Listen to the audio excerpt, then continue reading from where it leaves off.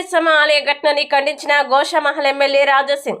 సఫల్గూడ కట్టమైసమ్మ దేవాలయంలో ఇటీవల జరిగిన అపవిత్ర ఘటనని ఖండిస్తూ గోషామహల్ ఎమ్మెల్యే రాజాసింగ్ ఈ రోజు ఆలయాన్ని సందర్శించారు. ఈ సందర్భంగా ఆయన మాట్లాడుతూ కాంగ్రెస్ ప్రభుత్వం హిందువుల పట్ల పక్షపాత ధోరణితో వ్యవహరిస్తోందని తీవ్రంగా ఖండించారు. ఇతర మతాల వారిని ఒక విధంగా, హిందువులని మరో విధంగా చూస్తున్నారని విమర్శించారు. 2023 నుంచి రాష్ట్రంలో దేవాలయాలపై దాడులు జరుగుతున్నాయని తెలిపారు. ఎన్నికల సమయంలో మాత్రమే హిందూ ఓట్ల కోసం రాజకీయ నాయకులు వస్తారని, ఆ తర్వాత హిందువుల సమస్యల్ని పట్టించుకోవడం లేదని మండిపడ్డారు. సఫల్గూడ కట్టమైసమ్మ ఆలయంలో మలమూత్ర విసర్జన చేసిన వ్యక్తి కర్ణాటక నుంచి వచ్చినవాడని చెప్పారు. అతన్ని పోలీసులు పిచ్చివాడిగా చిత్రీకరించేందుకు ప్రయత్నిస్తున్నారని ఆరోపించారు. హిందువులు ఇలాంటి పని చేస్తే ఎలా స్పందిస్తారో ఆలోచించాలని ప్రశ్నించారు. ఇలాంటి వారిని కావాలనే శిక్ష ఇచ్చి పంపిస్తున్నారని అనుమానం ఉందని అన్నారు. అమ్మవారి ముందు అపవిత్రం చేసిన షేక్ అల్తాఫ్కు బెయిల్ రాకుండా చూడాల్సిన బాధ్యత పోలీసు అధికారులపై ఉందని స్పష్టం చేశారు. కార్యకర్తలకి సూచనలు చేస్తూ ఏ నాయకుల మీద ఆధారపడకుండా మీరే ముందుకు రావాలని పిలుపునిచ్చారు. మమ్మల్ని పోలీసులు ప్రివెంటివ్ అరెస్టులు చేయవచ్చని, అయినా వెనక్కి తగ్గకూడదన్నారు. ప్రస్తుతం తెలంగాణ రాష్ట్రం గోమాంసం వ్యాపారానికి హబ్గా మారిందని ఆవేదన వ్యక్తం చేశారు. ఆలయాల ముందు పూలు పండ్లు అమ్ముతున్న ఇలాంటి వ్యక్తులను అక్కడి నుండి తొలగించాలని, హిందువుల దగ్గర నుంచే కొనుగోలు చేయాలని పిలుపునిచ్చారు. కట్టమైసమ్మ ఆలయ ఘటనపై ప్రభుత్వం, పోలీసులు కఠిన చర్యలు తీసుకోవాలని ఎమ్మెల్యే రాజాసింగ్ డిమాండ్ చేశారు. కానీ మన తెలంగాణ ముఖ్యమంత్రి గారు రేవంత్ రెడ్డి గారికి ఏమైందో అర్థమైతలేదు. అప్పుడప్పుడు మా రేవంత్ రెడ్డి గారు అంటారు నేను ఏబీవీపీ అంటే నా రక్తంలో కూడా కాషాయం ఉందని రేవంత్ రెడ్డి గారు అంటారు.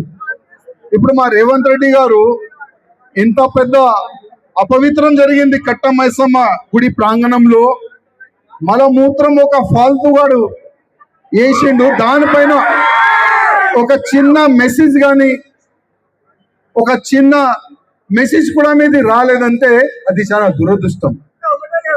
అదే ఎక్కడైనా, అదే మా హిందువులు ఏదో ఒక బొందల గడ్డ పైన ఒక చిన్న రాలేస్తే కూడా వాళ్ళు ఏడుస్తారు. వాళ్ళు చూడండి, హిందూ అయిన కార్యకర్తలు, బజరంగ్ దళ్ కార్యకర్తలు, బీజేపీ కార్యకర్తలు ఒక బొందల గడ్డ పైన రాలేసినారని ఆ విధంగా అసెంబ్లీలో కానీ మీడియాలో కానీ ఏ విధంగా వాళ్ళు అరుస్తారు మీ అందరికీ తెలుసు. కానీ మా రేవంత్ రెడ్డి గారికి, అదేవిధంగా కేటీఆర్ గారికి రిక్వెస్ట్ చేస్తున్నాం, ఒక్కసారి రండి. ఎలక్షన్ సమయంలోనే మీకు హిందువులు కనబడతారు, ఎలక్షన్ సమయంలోనే మీకు హిందూ ఓట్లు కావాలి.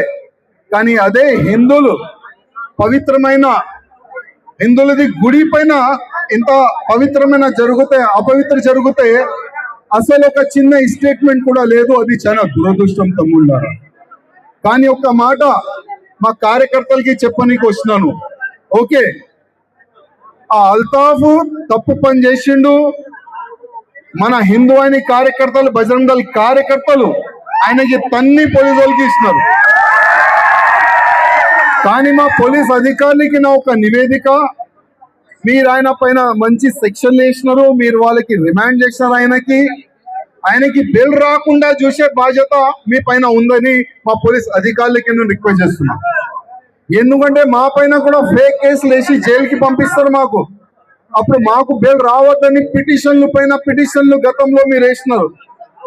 చాలా వరకు పిటిషన్లు మా పైన వేసినారు. అదేవిధంగా ఈ అల్తాఫ్ కూడా బయటికి రావద్దని మీరు పిటిషన్లు వేయాలి, వాళ్ళకి బెయిల్ రాకుండా చూడాలని నా ఒక నివేదిక. అదేవిధంగా ఒకవేళ సెక్షన్ లో మార్పు చేయడానికి అవకాశం ఉంటే సెక్షన్ లో మార్పు కూడా చేయండి. అసలు ఆయనకి బెయిల్ రాకుండా ఆ విధంగా పెద్ద పెద్ద సెక్షన్లు పెడితే బాగుంటుందని మా పోలీస్ అధికారులకి నా ఒక నివేదిక. అదేవిధంగా మా ముఖ్యమంత్రి రేవంత్ రెడ్డి గారిలో ఆయన బ్లడ్ లో కొద్దిగైనా హిందూ ధర్మం పట్ల అది ఉంటే కదా రక్తం, కొద్దిగైనా ఆ రక్తం ఉంటే ఒక కాఫీ పైన కానీ టీ పైన కానీ యోగి గారు ఆదిత్యనాథ్ మన ఉన్నారు కదా బాబా, ఒక టీ తాగిరా కలిసిరా ఒకసారి. ఉత్తరప్రదేశ్ లో కానీ మహారాష్ట్రలో కానీ ఎక్కడెక్కడ కాషాయం ఉంది, అక్కడ ఎవరైనా ఉండని, హిందూ గుళ్ళ పైన కానీ, హిందువుల పైన కానీ, గోమాత పైన కానీ కళ్ళేస్తే కళ్ళు పీకేస్తారు. అక్కడ పనిష్మెంట్ చాలా జబర్దస్త్ ఉంటది. అట్లాంటివి కూడా ఇక్కడ పనిష్మెంట్ ఇవ్వండి. మీరు అసెంబ్లీలో చెప్తారు మేము హేట్ స్పీచ్ పైన చట్టం తీసుకొని వస్తామని, మీరు అసెంబ్లీ సాక్షిగా మీరు చెప్తారు. అంటే టార్గెట్ హిందువులే వాళ్ళకి. ఎందుకంటే గతంలో ఆయన స్టేట్మెంట్ ఇచ్చిండు, ముస్లిం అంటే కాంగ్రెస్, కాంగ్రెస్ అంటే ముస్లిం, అంటే హిందువులు అవసరం లేదనుకుంటున్నా. ఇట్లాంటి సమయంలో మా హిందువులారా, ఆయన ఓపెన్ అన్నాడు మా పార్టీ ముస్లిం పార్టీ అన్నాడు. మళ్ళా హిందువులు ఎక్కడ వెళ్ళాలి? మన హిందువులు ఎక్కడ వెళ్ళాలి?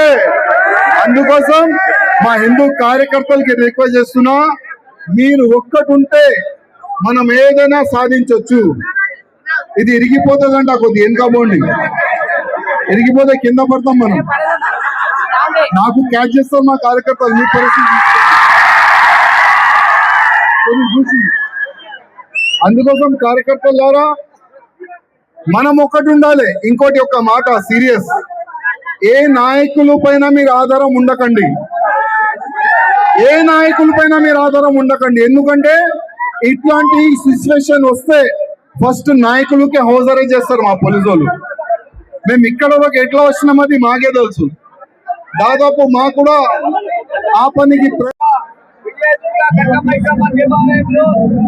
జరిగినటువంటి సంఘటనకు నిరసనగా రాజా సింగ్ ఎమ్మెల్యే గారు భారతీయ జనతా పార్టీ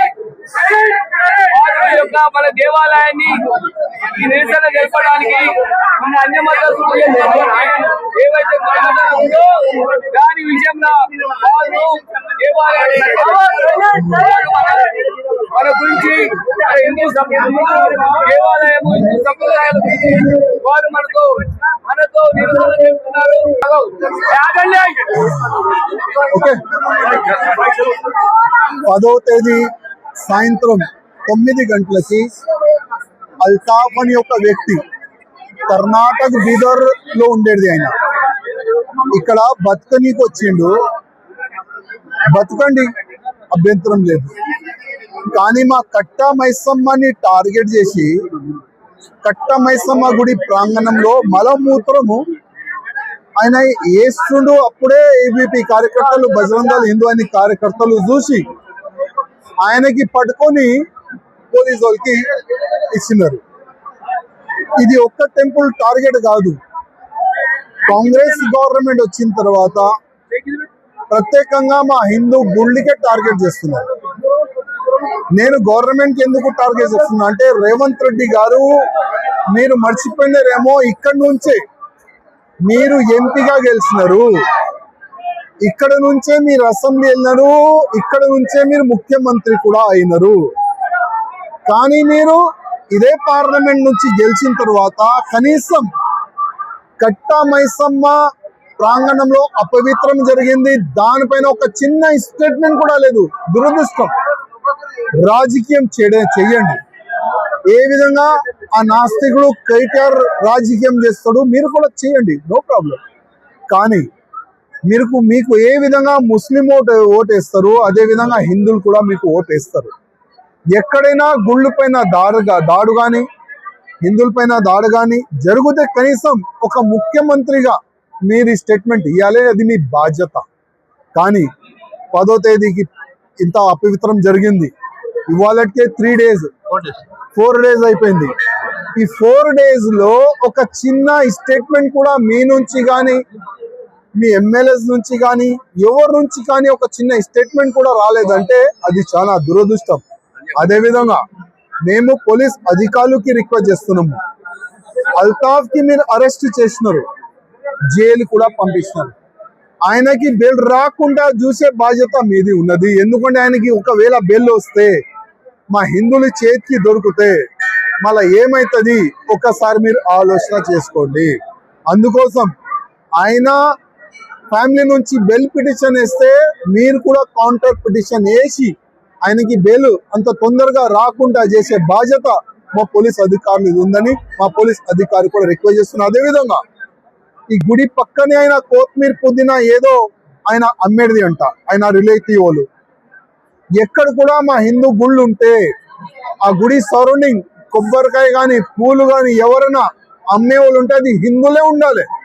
దానికి ప్రత్యేకంగా మా పోలీస్ అధికారులు ఐడెంటిఫై చెయ్యండి అని మేము రిక్వెస్ట్ చేస్తున్నాం. ఎందుకంటే ఇవాళ కట్టమైసమ్మ టార్గెట్ అయింది, గతంలో కూడా చాలా వరకు గుళ్ళు టార్గెట్ అయినాయి, ముందు ఇంకా గుళ్ళు టార్గెట్ కావద్దు. అందుకోసం ముందే జాగ్రత్తగా మీరు ఒక కాటన్ సర్చ్ లాగా గుడి సరౌండింగ్ ఎవరైనా వేరే మతం వాళ్ళు పూలు పళ్ళు ఎవరైనా అమ్ముతే వాళ్ళపైన మీరు దృష్టి పెట్టాలని నా ఒక పోలీస్ అధికారులకి రిక్వెస్ట్. ధన్యవాదాలు.